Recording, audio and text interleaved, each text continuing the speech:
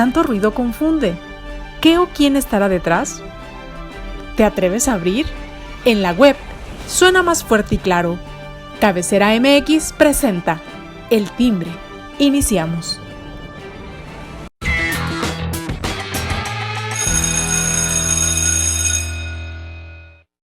¿Qué tal, amigos? Muy buen día, me da mucho gusto saludarlos. Ya estamos aquí en El Timbre y bueno, pues con el gusto de saludarlos y de invitarlo a que nos siga a través de las redes sociales de Cabecera, en donde usted puede encontrar toda la información que se va generando momento a momento, minuto a minuto, en todo el día.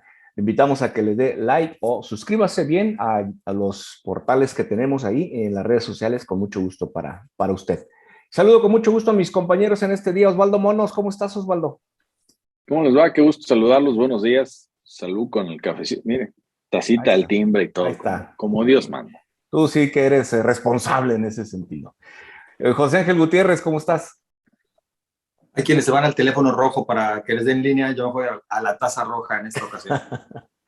Bueno, pues está bien, excelente. No, yo sin taza. Yo hoy no traigo cafecito, pero bueno, en un ratito más estaremos tomándonos un buen café. Y bueno, pues para iniciar, como en este programa el día de hoy, pues ¿qué les parece este tema de pues la periodista Lourdes Maldonado, quien pues fuera asesinada después de que había anunciado pues ante la mañanera, ¿verdad? Se había presentado y había declarado pues que temía por su vida y pues se hizo realidad esta lamentable situación que estamos viviendo y bueno, pues no sé qué decir, ya hubo manifestación también en la Ciudad de México, aquí en Guadalajara hubo manifestación de periodistas, de gente del gremio a nivel nacional, en donde pues se están manifestando por este tipo de sucesos y las autoridades pues como que ni les van ni les vienen, ¿no, Osvaldo?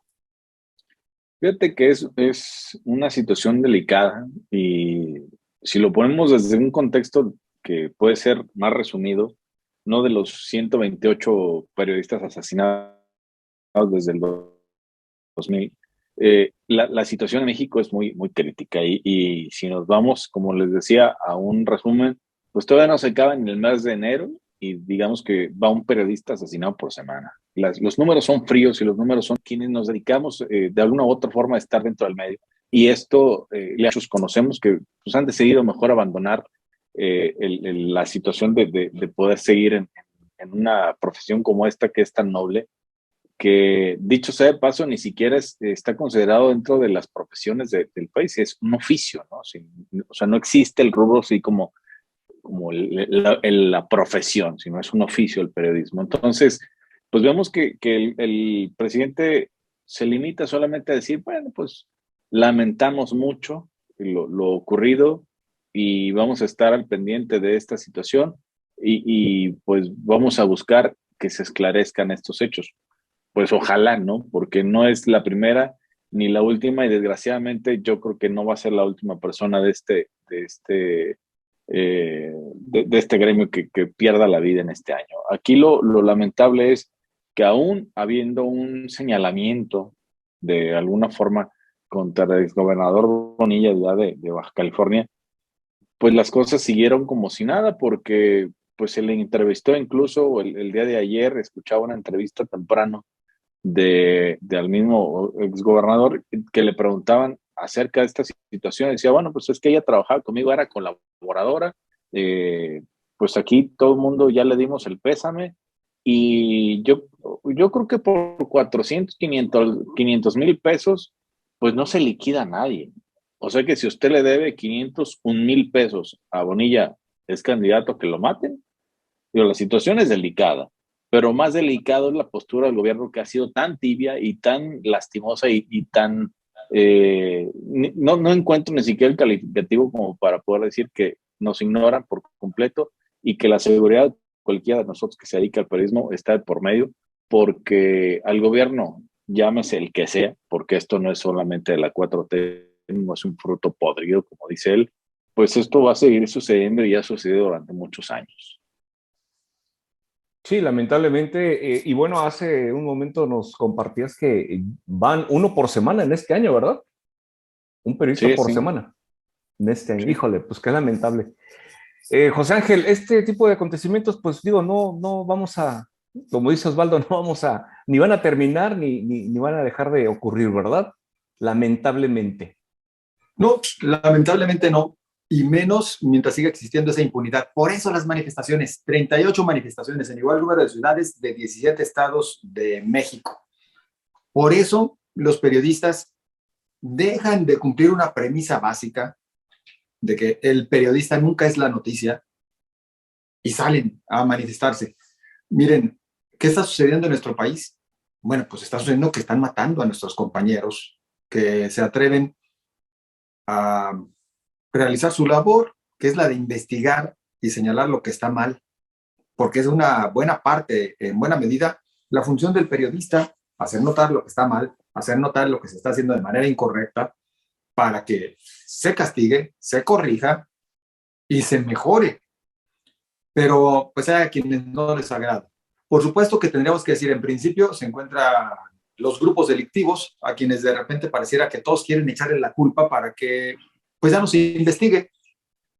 ¿Qué sucede? Hay asesinatos, díganme ustedes, donde sea, y que se comenta, es que el que mataron seguramente andaba en malos pasos.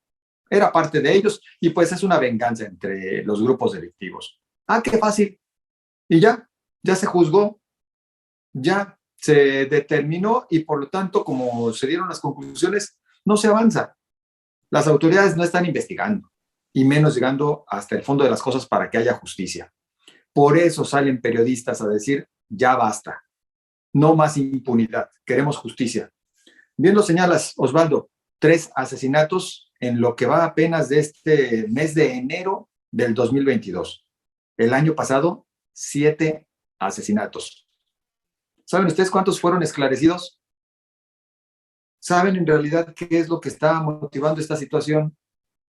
De los 3 que se han registrado durante el presente año, 1 en Veracruz, 2 en Baja California. ¿Y cuál es una característica en la cual coinciden? Bueno, se habían sujetado, habían solicitado el apoyo de las autoridades a través de este mecanismo de protección a periodistas y defensores de derechos humanos. ¿Y qué pasó? Pues igual los mataron. Aquí es donde está otro problema. Este mecanismo, pues en el papel suena re bonito, pero en la práctica, pues es una porquería que de poco o de nada sirve. Y les voy a explicar por qué. El periodista va, se registra, le atienden las autoridades, reciben la información y le dicen, vamos a estar al cuidado de usted. Lo máximo que se hace es estar en comunicación por lo menos una vez al día, un elemento policíaco, para decirle, oiga, ¿dónde anda? ¿Está bien? Qué bueno, nos da mucho gusto. En un grado todavía un poquito mejor, en el teléfono celular les piden que tengan abierta para la geolocalización y hay a quienes sí les instalan el botón de pánico en el teléfono celular, que esto lo tienen que hacer también a partir del mecanismo las autoridades. Pero insisto, hay a quienes sí. Hay estados, por ejemplo, en el caso de Jalisco tengo entendido que por lo menos Guadalajara y Zapopan también ya están apoyando de esta manera para entregar el botón de pánico como el que les otorgan a las mujeres que son violentadas o que son amenazadas por su pareja y ya lo portan consigo independientemente del celular. Pero pareciera, y nos imaginábamos nosotros, los mexicanos, que cuando hablaban de este mecanismo de protección, pues enviaban un elemento que estuviera cuidándote las 24 horas o a un par de elementos, como sucede con los políticos, ¿no? O como sucede con algunos empresarios amigos de los políticos. Señores, el periodista no tiene para pagar guaruras particulares. El periodista está a la buena de Dios. Si a veces no tiene el periodista, así, la generalidad, para pagar la renta, vamos a pensar que tiene para contratar seguridad privada. Y las autoridades, como en muchos casos, ese periodista es re incómodo, pues no crean que le ofrecen grandes garantías de protección. Ahí es donde está también otro obstáculo.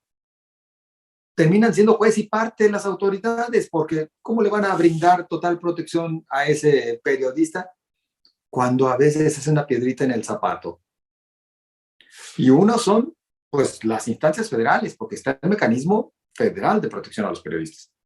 Pero peor todavía están a nivel de entidades federativas. Según advierten quienes tienen todo el conocimiento de este proceder, donde existe un mecanismo más estructurado es en la Ciudad de México. Después de ahí, ninguna entidad federativa cuenta con un mecanismo de protección adecuado y que cumpla con aspectos básicos. Pues así está la situación. Entonces, desprotección total, impunidad total, sálvese quien pueda, y es la manera como están tratando de callar las voces que resultan incómodas. Sí, para la delincuencia, pero también para otros, que en muchos casos son igualmente delincuentes y que están en los niveles de gobierno. Qué cinismo el de Bonilla, Osvaldo, qué cinismo el de Bonilla en esta entrevista que tú mencionabas, cuando él dice, bueno, pues es que esos 400, 500 mil pesos no son para, ¿qué término utilizó? No son, ¿cómo dijo? No, ejecutar, no, ahorita me acuerdo. No son para liquidar, no son para liquidar. Liquidar. Pero hablaba de liquidar, no de liquidar otorgando los pesos y centavos, sino de liquidar asesinando a la persona. Qué cinismo, siquiera declararlo de esta manera, tan solo por eso ya tendrían que investigarlo, porque bueno, señor, diga usted entonces a partir de cuánto ya se puede liquidar. Miren, el caso particular de la periodista Lourdes Mendoza llama bastante la atención porque ella no investigaba ningún asunto relacionado con delincuencia organizada. El único antecedente que existe de posible amenaza o de temor porque atentaran contra su vida era este tema de carácter laboral. Ojo, señor presidente Andrés Manuel López Obrador, no puede seguir minimizando las cosas. Por lo menos tendría que decir, así sea Bonilla, que es mi cuatachón, o sea quien sea, se va a investigar y se va a llegar hasta las últimas consecuencias. Mínimo una declaración así lo hubiera dejado, señor, a ribota, pero siempre trata de hacer menos las cosas cuando involucran a gente de su cuarta transformación, y eso tampoco se vale. Sí lo hemos visto, ¿no? Con sus hermanos, que aún hay evidencia en video, pues ni siquiera se ha atrevido a tocarlos. O sea, ¿cómo? Si no lo hace con los hermanos, menos lo va a hacer con algún otro que nomás es su compita. Y sí, muy lamentable esta situación, digo, pues tras estos asesinatos de los periodistas José Luis Gamboa Arenas, Margarito Martínez Esquivel y Lourdes Maldonado López, pues estos comunicadores y gente del gremio se volcaron a las calles de las 38 ciudades que ya mencionó José Ángel. Y bueno, hay un tema también y las pancartas llaman la atención, ¿no? Algunas pancartas que señalaban a los narcos abrazos y a los periodistas balazos.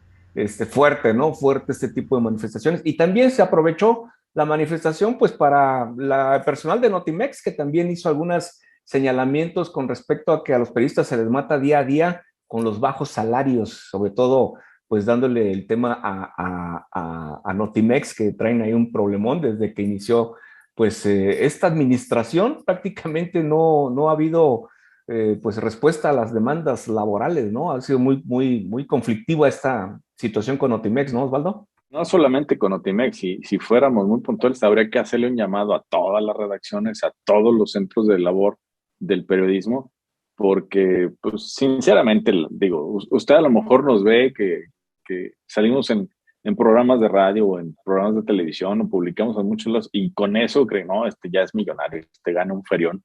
Y la verdad es como lo dice José Ángel de hace rato, pues hay veces que no alcanza ni para pagar la renta. Pero uno se ha aferrado, uno se ha enamorado. Yo me acuerdo cuando nos decían, esta profesión es para necios y para malos para comer.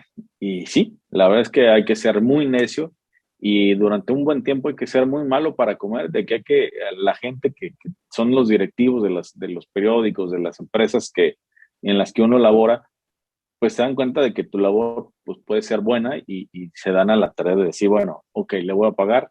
A veces es buena la paga, a veces no tanto, pero a final de cuentas el llamado que hacen, yo creo que se lo deberíamos de hacer a todas las empresas de comunicación, porque pues somos parte de su mano operativa de lo que les ayudamos a que consuman sus productos. Entonces, pues que le paguen a uno de manera decente, pues no está nada mal. Yo me sumaría y me permitiría agregar, Miren, pues no queremos que esto se convierta en un muro de lamentaciones, pero sí es cierto la situación que enfrentan los periodistas en México. Sigo hablando lo de en tercera persona porque es lo indicado, así nos han enseñado, dicen que es lo ético. Pues es muy lamentable. Y sí tiene que ver con las empresas, los empresarios de la comunicación, y sí tiene que ser con los políticos mañosos, y tiene que ver también con los empresarios, esos que tienen para anunciarse, esos empresarios que cuando están en sus cámaras, me refiero a sus gremios empresariales, sus cámaras o sus sindicatos patronales, buscan a los periodistas para que difundan lo que les interesa, porque el gobierno les está afectando con impuestos, porque el gobierno les está dañando con aranceles, porque el gobierno les hizo de esto y aquello, y entonces sí se acuerdan de los periodistas. Esos empresarios, ¿saben ustedes cuántos realmente invierten en medios de comunicación para contratar publicidad? Y si lo hacen, ¿saben qué porcentaje lo hace en medios de comunicación que tienen noticias? Eso no les interesa porque dicen que son muy incómodos. Pues qué injustos, porque buscan al periodista cuando les conviene, cuando quieren que les defiendan, que se les haga eco, pero cuando se trata de fortalecer los medios de comunicación en sus áreas de noticias para que le paguen bien al periodista, pues dicen que no tienen rating y que no funcionan. Ah, qué poca manera, ¿no lo creen? Y luego cuando el periodista se atreve a dar un paso extra, como lo hacen a nivel mundial ahora, buscando con ASA, también le cuestionan porque dicen, este ya se está convirtiendo en chayotero. Ser chayotero es distinto. Tratar de hacer una empresa de comunicación es algo mucho mayor y que debería de impulsarse, aplaudirse, y que inclusive las escuelas de comunicación ya tendrían que estárselo enseñando a quienes aspiran a ser periodistas, a quienes aspiran a ser comunicadores. Pero también lo cuestionan y lo critican. Y este es el círculo vicioso en el que nos encontramos. No se vale, discúlpeme, y perdón, insisto, no se trata de convertirlo en esto en un muro de los lamentos, pero esta es la cruda realidad que se vive principalmente en México. Quieren medios de comunicación fuertes, dueños de medios de comunicación ricos y periodistas pobres. No se vale. Y cuando vas empezando, ¿no? Te invito a un proyecto porque vas a ver y cuando empiece a dar, tú vas a ganar y todo eso. Y cuando estás echándole toda la beta, eres buenísimo.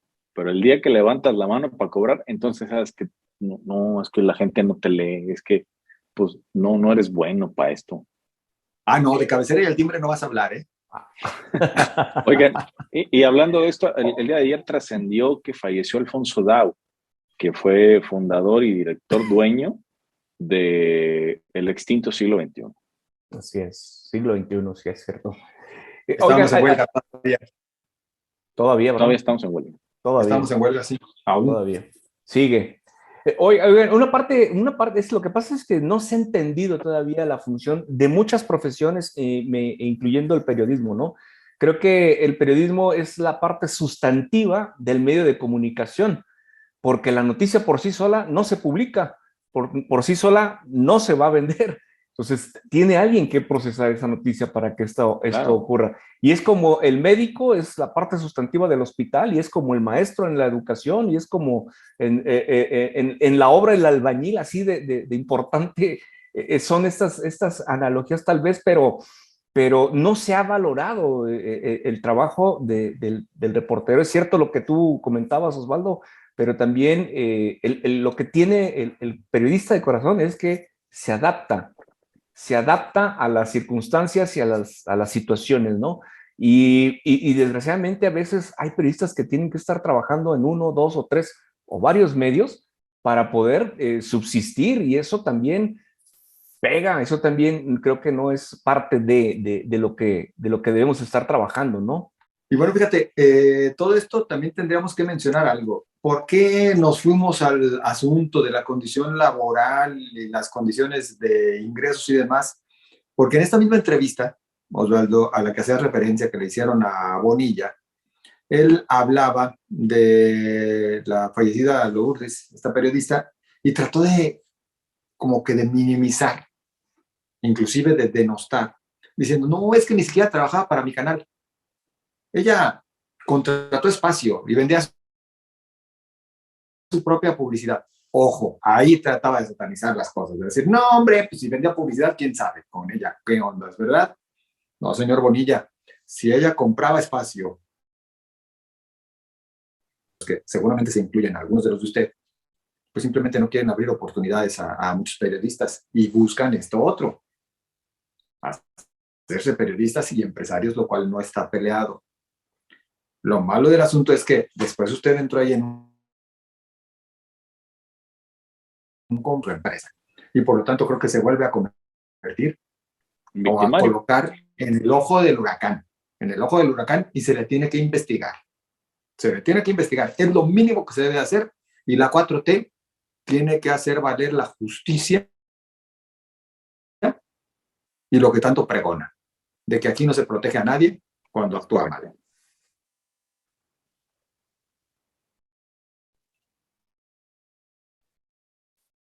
Sí, lamentable todo esto que estamos viendo con esto de los periodistas, pero bueno, pues es la realidad, no estamos diciendo mentiras ni mucho menos, es la realidad de lo que estamos viviendo y bueno, pues esperemos que algún día esto pudiera cambiar en todos los sentidos. Y bueno, otro tema que también nos llama la atención es, híjole, el caso de este bebé Tadeo, hombre, esta situación que ocurrió en el estado de Puebla, donde lo encontraron pues, literal en la basura del centro penitenciario y, híjole, y ya hay 19 detenidos a esta situación.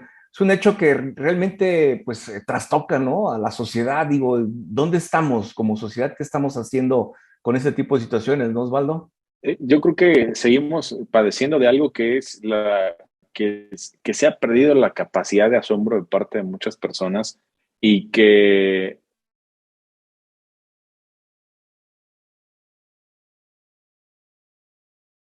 las propias redes sociales, que llegan videos donde uno observa situaciones muy lamentables, donde la gente se le hace tan fácil compartir accidentes, balaceras y todo ese tipo de cosas que hacen que mucha gente pierda esa sensibilidad. Y entonces, lo que yo mencionaba la semana pasada, se hace un gran escándalo porque una pareja adopta un bebé por un fin de semana y sin embargo se hizo tan grande eso que pareciera que lo del bebé Tadeo pues fuera nada, ¿no? Y estamos hablando de algo totalmente inhumano, algo totalmente absurdo, la comparación. Encontraron un bebé robado y que lo utilizaron para no sé cuántas cosas y terminar en esto. Escuchaba yo el día de hoy números muy fríos de parte de un especialista en estas cuestiones penales y nos dice, no es tanto el fruto podrido, como decía el presidente en estos días, que eso es consecuencia de, o sea, no, otra vez vuelve a lavarse las manos tan fácil como para poder decir esto y en una situación que pues obviamente le pega en el ánimo a muchas personas. Pero decía esta persona, ¿cómo se puede controlar? Porque esto no es desde antes, desde cuando el mismo presidente era priista y componía himnos para este partido y se cortaba una mano por cualquiera de los militantes en el partido. Aquí la situación es que está todo mal y en términos legales las cosas son mucho peores. Estamos hablando de cómo es posible de que no se dieron cuenta de que entran con una personita y que además ya había fallecido y cómo es que la introducen y cuáles son los procesos para entrar al penal y los mismos procesos que son para entrar son los mismos para salir. ¿Sí? La directora de Inserta decía que ella había estado unas 4 o 5 veces en el penal de San Miguel y decía, pues tienes que entrar y te revisan y te auscultan en un lado y tienes que dejar tu identificación y si es un menor de edad tienes que dejar el CURP el acta de nacimiento y todo lo mismo para la salida, pues tienen que revisar de todo. ¿Cómo es que entras con un bebé y sales sin él? O sea, entonces, no se entiende. ¿Y dónde está el problema? Pues el problema es toda la cantidad de corrupción que hay dentro de los mismos centros penitenciarios. Y esta persona que escuchaba decía que aproximadamente hay 220,000 personas detenidas en los penales de todo el país.